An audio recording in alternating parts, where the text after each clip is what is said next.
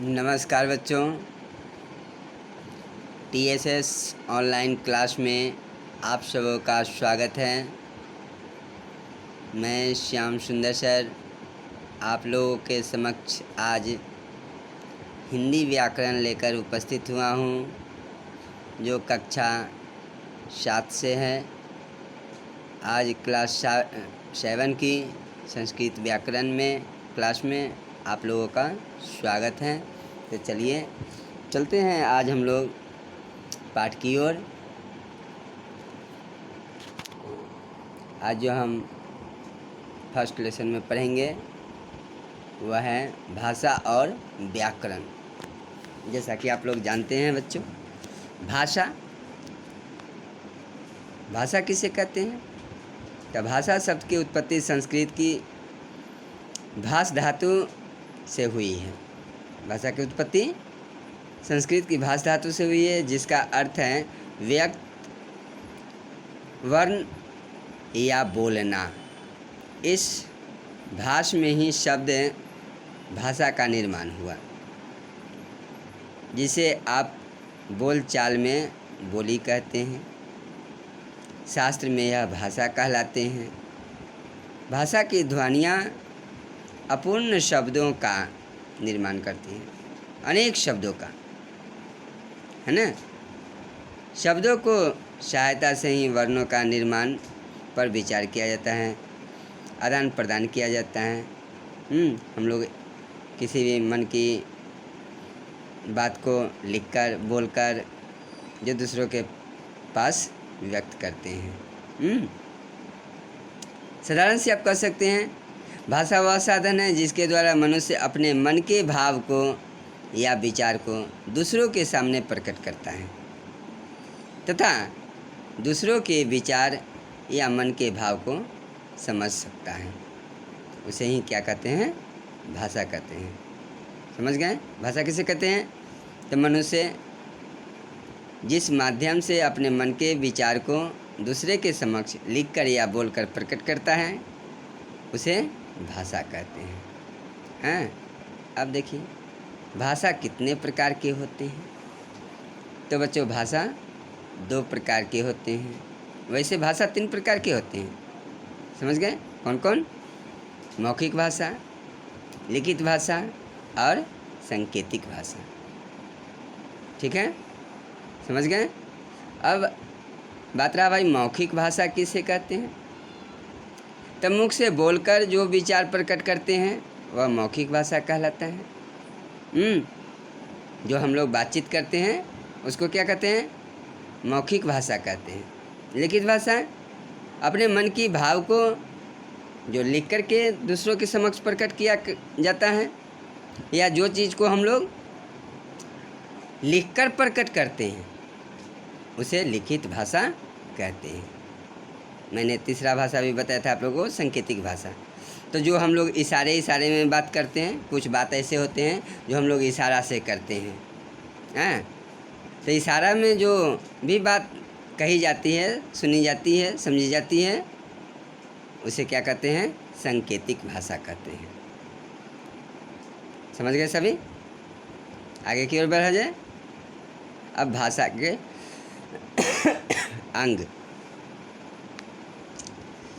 तो भाषा अपने विचार के अभिव्यक्ति के लिए जिसका आश्रय लेती है वे है ध्वनि, वर्ण, शब्द, वाक्य और लिपि।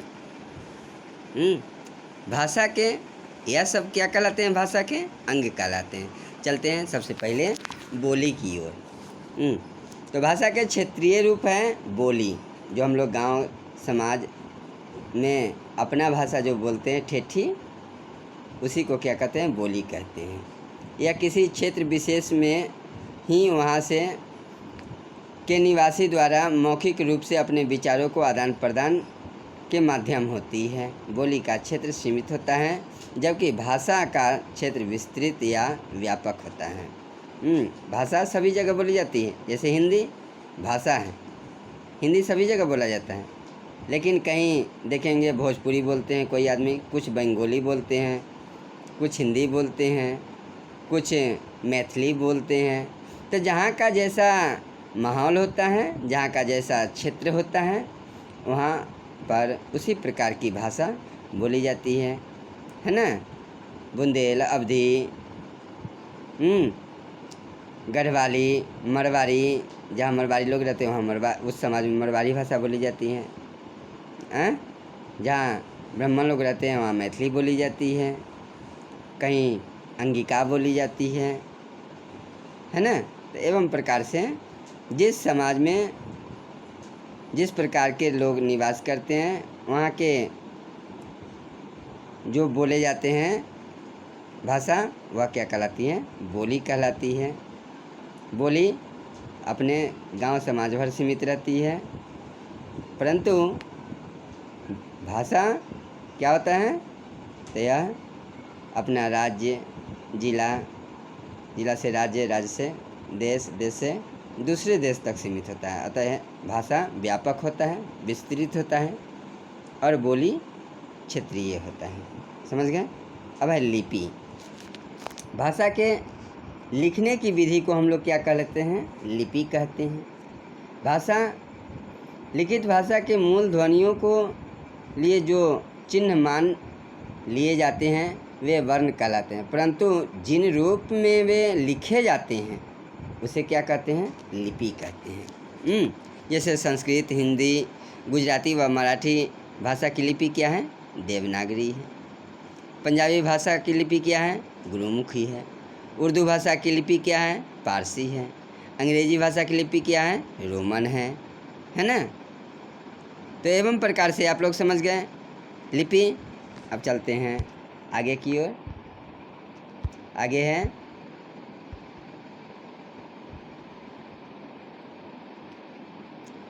भाषा व्याकरण, ग्रामर। भाषा के स्थिर रूप प्रदान करने वाले कुछ नियमों आवश्यक होते हैं, जिसे हम लोग क्या कहते हैं? भाषा शुद्ध रूप प्राप्त किया जा सके। बोलने या लिखने का शुद्ध रूप, उसे शुद्धता होनी चाहिए, आवश्यक शुद्धता की आवश्यकता होती है। तो जिस शास्त्र को पढ़ने से हम लोग शुद्ध बोलना लिखना जानते हैं, सीखते हैं, उसी को हम लोग क्या कहते हैं? व्याकरण कहते हैं।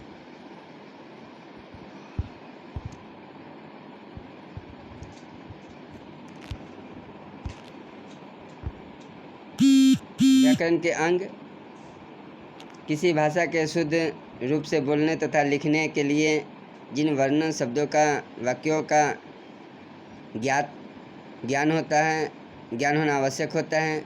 व्याकरण के अंतर्गत वर्णों, शब्दों तथा वाक्यों पर विचार किया जाता है। इस प्रकार व्याकरण के मुख्य 3 अंग होते हैं क्या? वर्ण विचार, शब्द विचार और वाक्य विचार। समझ गए? तो वर्ण विचार, इनके अंतर्गत वर्ण, उनके आकार, उच्चारण व लिखने की विधि का प्रयोग किया जाता है। शब्द विचार, इसके अंतर्गत शब्दों की रचना, उसके भेद तथा उसका प्रयोग आदि पर विचार किया जाता है। वाक्य विचार, इसके अंतर्गत क्या किया जाता है? तो वाक्यों की रचना, उसके भेद, उपभेद, उनके पारस्परिक संबंध, रूपांतरित, उनकी शुद्धता, अशुद्धता तथा विराम चिन्ह आदि पर विचार किए जाते हैं। किसमें? वाक्य विचार में।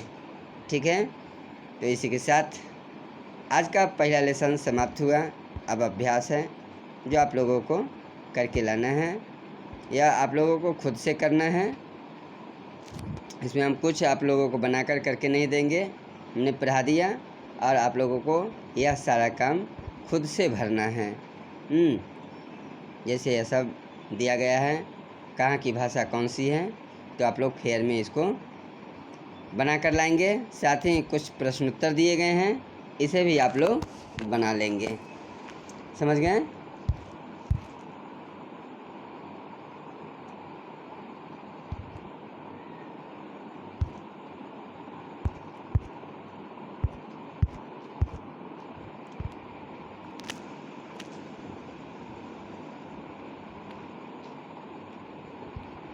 एक ही बस आज के लिए इतना ही। दूसरे पाठ दूसरे दिन हम लोग पढ़ेंगे, तो दीजिए। इजाज़त। तब तक के लिए धन्यवाद। लिखने में अगर आप लोग को किसी प्रकार की कठिनाई हो तो वीडियो को रोक करके आप लोग बना सकते हैं, लिख सकते हैं।